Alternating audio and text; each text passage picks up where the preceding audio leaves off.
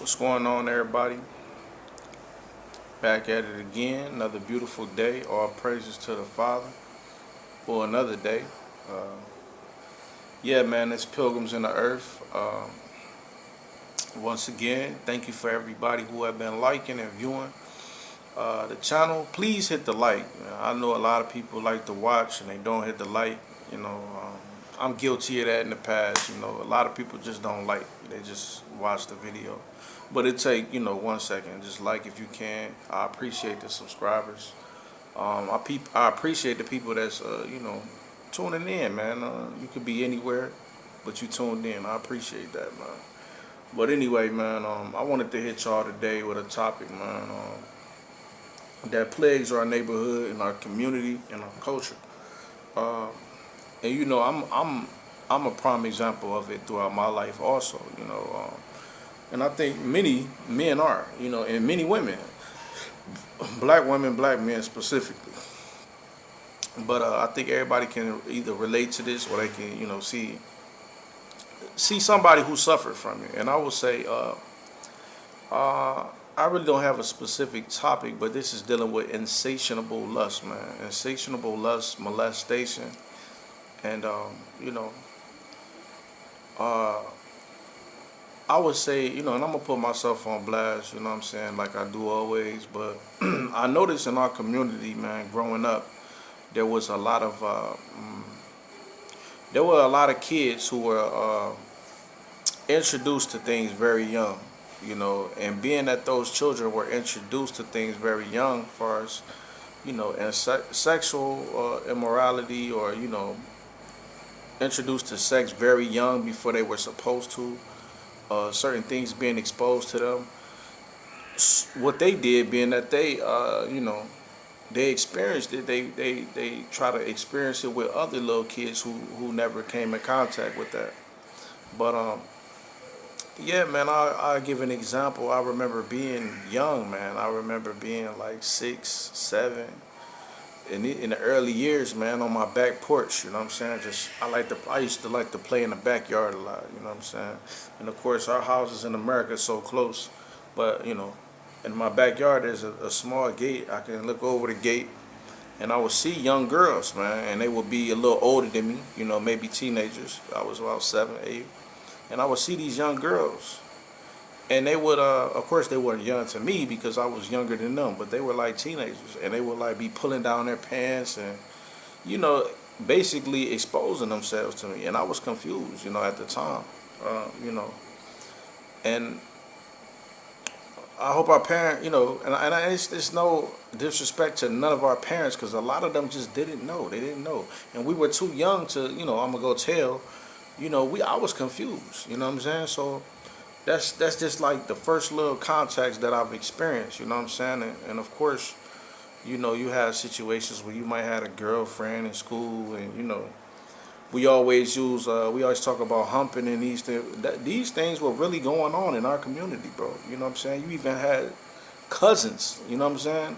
Cousins were getting together and doing certain things, and a lot of things that we was exposed to very early. You know what I'm saying? And we don't want to talk about it because we feel like it's an uncomfortable topic, and you know what I'm saying. But it is real, man. A lot of our and I know now it's a over sexual culture. It's an over sexualized culture. You know what I'm saying, with the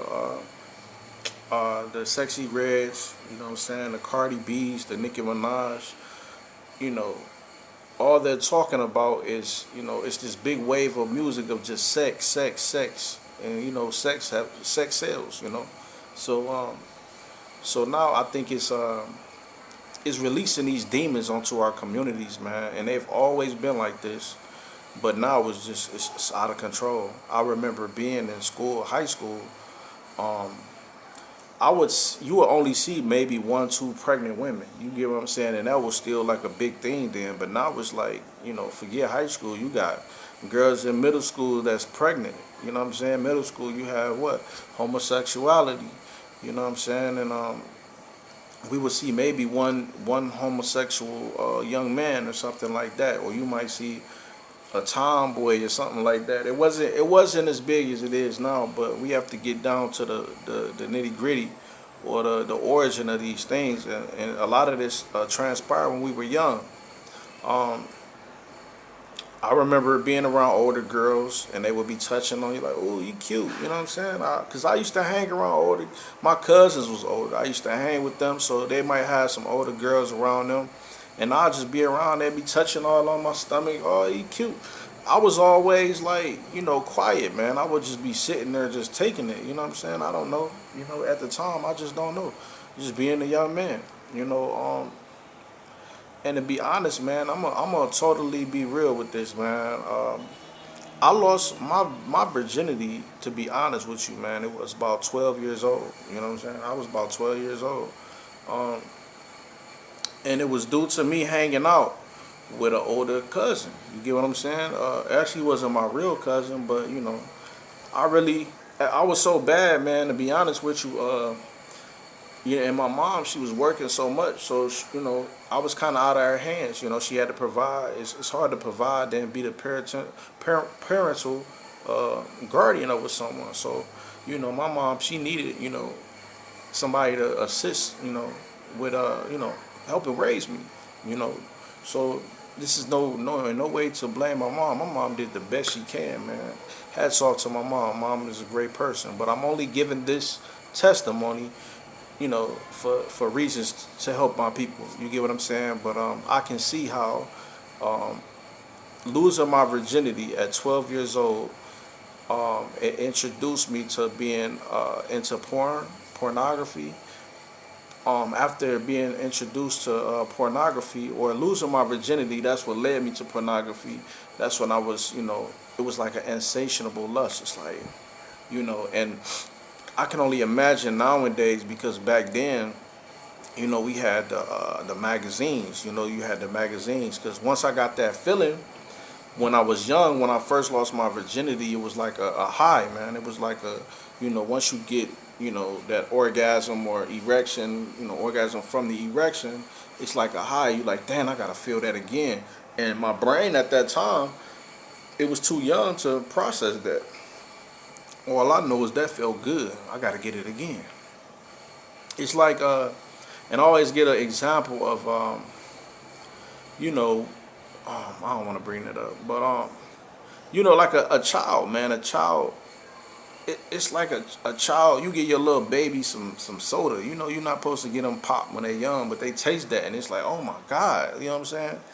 Once I experienced that feeling, I was like, wow, it was like I ain't gonna lie to you, man, the experience was like spiritual, and I understand now why they tell you, that's very important, especially for a young lady. We supposed to protect that as parents and, the elders in the community.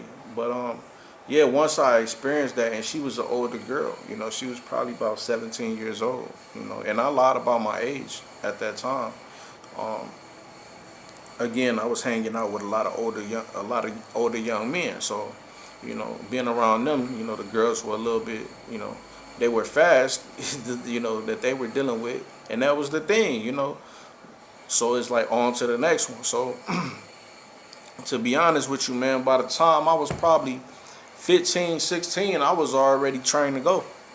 You know what I'm saying? I'm not saying that to brag. It's no bragging rights with it. I'm exposing myself, and I really don't do this, but I'm being honest because hopefully this can be a testimony to somebody to help them out. But I've seen a lot of instances with a lot of these girls, these young girls I was dealing with when I was young, that they were wild because of their past situations, molestation from older people, maybe their uncles, their older cousins, older guys in the community, and I've witnessed this, you know what I'm saying? So that will make them a lot more sexually experienced, sexually enhanced, like, so in school, it was on the popping, and I knew something wasn't right because a lot of my peers and my friends, young men, there were men, young boys, a whole lot of them like me, but there ones were just they want to play the game and let's go to the park and have fun. But me, I was on the women, you know what I'm saying? I was on the women. I wanted to get that next kick, that next hit, that next high. which was that orgasm. You get what I'm saying? So, um, in return, me finding a wife to this. Well, I have, of course, I'm married now. Been with my wife for almost 10 years. And that still affects me to this day as far as my intimacy. You know what I'm saying? I be kind of numb. You know what I'm saying? Because I've experienced these things very early. You know, a lot of the first interactions that you have with a woman, the holding her, the kissing her, used to get butterflies off that stuff. I remember that when I was very young. But it's like now you done skipped all that. It's like it's very difficult to experience those things, man. And it's very is very relative around this time because everybody talking about the Diddy thing and all these Hollywood sex parties. I can't really see me getting into all that freaky, crazy party stuff, but I can understand it because a lot of these guys and a lot of these women, man, they have transcended the regular sex experience and they went to a whole nother dimension with it. You have sex magic, you have these demons, man, that take over your vessel. So, now you not just having sex for a connection, you having sex for to please your flesh. You get what I'm saying? So if you done been introduced to that young, what's next? You wanna have threesomes. After that, what's that? You wanna do, what's the next best thing? So now I can see how people get into all this crazy stuff, pedophilia, bestiality. It's nothing new under the sun, dealing with family members. And you look at the Bible, it's nothing new under the sun. It's addressed in these things. You know what I'm saying?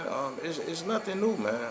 It's people out here dealing with animals, bro. Like real talk, But you just never know where that spirit will take you. You get what I'm saying? You have a lot of drugs involved. You have a lot of alcohol that's opening your spirit, to be vulnerable to these different things. What's nowadays? What it is nowadays? She a freak. That's what we look at it as. We don't look at she been hurt in her life, or he been hurt in his life, or introduced to these sexual acts when they were very young. We looking at she a freak, he a freak. I need a freak. That's our culture, man, and I'm exposing how dysfunctional it is because it's not normal. It's not normal at all, and I'm sure men who have young women, young daughters as they grow, because all our children have to grow up. So we have to be honest with this, man, and we have to be overprotective. Me personally, I don't even let my children. I understand now why it's so important for a man and a woman to be in a household, because me personally, I don't let my children stay out like that. I can probably count on one hand I've let it happen, and it had to been a very trusted individual that I let them stay the night over their house, because I understand now. I understand a woman's role and I understand a man's role, and I understand why both of them are important, and I understand the father's important. It's definitely important, because if it gets too quiet in there, I'm like, hey, what's going on in there? Especially if it's girls and boys. You got to keep that. You have to monitor those type of things. I don't play about that stuff, because now I understand, being introduced to those things, how it becomes an insatiable lust for you.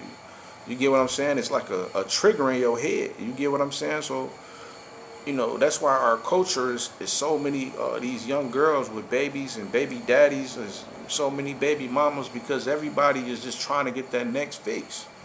You get what I'm saying? So these young men not looking at your daughter, and saying, oh, she look good, I would like to take her out and get to know her, see if I can make her my girl or my wife. Man, they trying to get that next fix. You get what I'm saying? Because now it ain't just the magazines no more. They can go on Google, bam, bam, bam. How many of y'all kids got cell phones, right? How many of y'all kids got cell phones? Pornography can be an addiction. You get what I'm saying? All they got to do, all them different categories, bam. I've been there, man. I've been there. You know what I'm saying? And I'm speaking from personal experience. I was addicted to pornography. I was addicted to sex. And not only to make matters worse, I was addicted to alcohol. So it all was a domino effect. I would drink and I would black out, and that demon inside me would be released, and I would be, and nobody said nothing because I was the fun guy. I was the fun guy. You know, when I first got my, my apartment and things like that, or if I had people coming over, I had a lot of women. You get what I'm saying? So Ted, oh yeah, Ted's got the girl, he got the drink. Y'all bring the weed, whatever. It was just a environment of chaos, but it was fun to everybody. You get what I'm saying? That's why I can understand. That's why I can really understand what or these Diddy parties, because with a party on, everybody want to participate. You get what I'm saying? When the party stop, that's when everybody start pointing fingers. You get what I'm saying? So you really have to self-evaluate and look in your past, man, to understand your future. And a lot of things I understand we as a people are still suffering from because of our past that we're not addressing. You get what I'm saying? And a lot of us, we don't want to address it because we don't want to feel uncomfortable, number one. We don't want to make our parents or our family feel uncomfortable, number two. And number three, it hurts. It's hard to go back to that, you know what I'm saying? But now I can say now and today, 2024, me being a 37-year-old man, I finally can look at myself and say, okay, I'm sick, but I'm healing. You get what I'm saying? I'm not gonna say I'm be fully healed, but I understand. You get what I'm saying? And I thank the Most High, man. To this day, I'm not dealing with pornography. I'm not dealing with all these different women, which I have in the past. Again, let me be clear, that has happened. But yeah, man, I'm not addicted to alcohol. I'm not, and a lot of these things plague us, man. And it's man. I pray for everybody, man. When I do get into into those temptations, man, I have to really get my household in order with fasting and praying. Anybody that's suffering from this, man, I really do encourage you to put down food and water, food mainly. Do it for 1, 2, 3 days. If you can, 2 days, man. 2 days, man. When you put that down, have a conversation with the Most High, pray, and be sincere. I really don't, and it's only for people that want to put it down, because you're not going to do it if you don't want to put it down, to be totally honest. But, yeah, man, have a sincere conversation with the Most High, and let them know, like, this, this thing is plaguing me, this sin, this temptation, this lust, or this alcohol, or whatever you're struggling with, can you take it from me? You know what I'm saying? I'm going to fast, please take it from me. And I guarantee you, if you sincere with humility and a good heart, it'll get taken from you, man. It'll get taken from you. I'm not going to say it's going to fully be erased from your memory, but, you will have strength over that lust, man. Trust me, I've been there, man. I know brothers who been there, who dealt with the same, who, went through fast and, we fighting demons, man. We fighting demons. Go look up all that stuff, man. With something standing over you while you sleeping, and it's this sexual lust, man. It's the incubus spirits and all this. Look all this stuff up. It's real, bro. We fighting spirits. We fighting demons. Look at our communities, man. That's why I always talk about America, because it tell you, this place is gonna be filled with every foul and hateful bird, man. It's caged to all these demons, man. They being released on our culture. We're the headstone of the culture of the world, the influence. So when you see America being so wicked, guess who's promoting it? Guess who they putting up as the mascot? Us, right? It's us, man. Back when I was young, it was the trap music. You know what I'm saying? We in the trap, Jeezy, T.I., all the trap. But ain't nobody really listening to that no more. So now the trap been turned into, the ratchet hood rap music. You know what I'm saying? These women they talking about they doing the same thing that the men was doing. So once again, man, I just wanted to put this out there just to bring some my own testimony. Hopefully somebody takes something from it. I am exposing myself and being vulnerable. And to be honest, man, YouTube is not, I don't even understand how to get paid on YouTube. And I'm sure I haven't reached, the the algorithm or the maximum numbers to even do that. But I do this to put it out there, and if somebody can be helped by it, so be it. But yeah, man, it's just another another story, another part of my testimony. Hopefully it can help somebody. Pilgrims in the Earth, like, subscribe, share. Thank you.